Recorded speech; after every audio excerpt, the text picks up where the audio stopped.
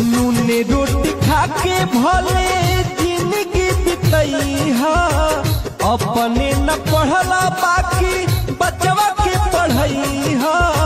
पढ़ लिख के ही केहू बनल महान बा, पढ़ लिख बबुआ कलमिए में जान बा। पढ़ लिख बबुआ कलमिए में जान बा। नूने रोटी खाके भले जिंदगी बितैहा, अपने न पढ़ला बाकी बबुआ के पढ़ैहा।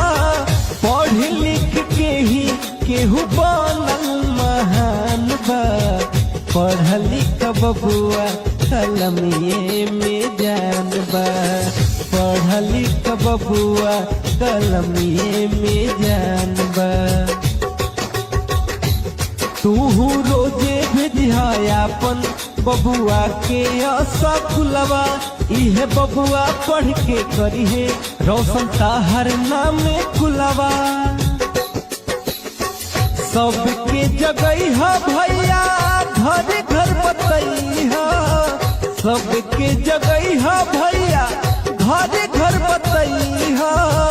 पढ़ लिखल आदमी के अलग पहचान बा, पढ़ लिख बबुआ कलमिए में जान बा।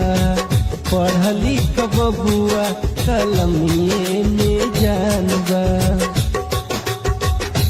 पढ़े लिख के करिह बबुआ तू सीखे चित समाज, बात तोहरे पब तो हई देशवा के नाम। कहले भाई करे करिह तू बात के, कहले भाई करे करिह तू बात के। पढ़ला से मुश्किल काम हो गई आसान बा, पढ़ लिख बबुआ कलमिए में जान बा। पढ़ लिख बबुआ कलमिए में जान बा। नूने रोटी खाके भले जिंदगी बितैहा, अपने न पढ़ला बाकी बचवा के पढ़ैहा। पढ़ लिख के ही केहू बनल महान बा, पढ़ लिख बबुआ कलमिए में जान बा। पढ़ लिख बबुआ कलमिए में जान बा। पढ़ लिख बबुआ कलमिए में जान बा। पढ़ लिख बबुआ कलमिए में जान बा। पढ़ लिख बबुआ कलमिए में जान बा।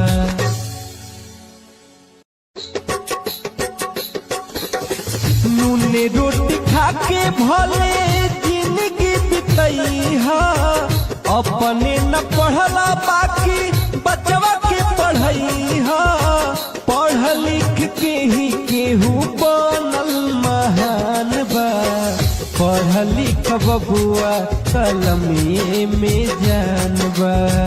पढ़ लिख बबुआ कलमिए में जान बा। नूने रोटी खाके भले जिंदगी बितैहा, अपने न पढ़ला बाकी बबुआ के पढ़ैहा। पढ़ लिख के ही केहू बनल महान बा, पढ़ लिख बबुआ कलमिए में जान बा। पढ़ लिख बबुआ कलमिए में जान बा।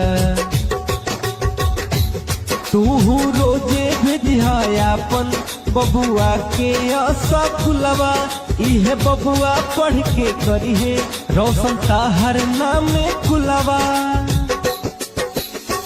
सबके जगैहा भैया घर घर बतैहा, सबके जगैहा भैया घर घर बतैहा।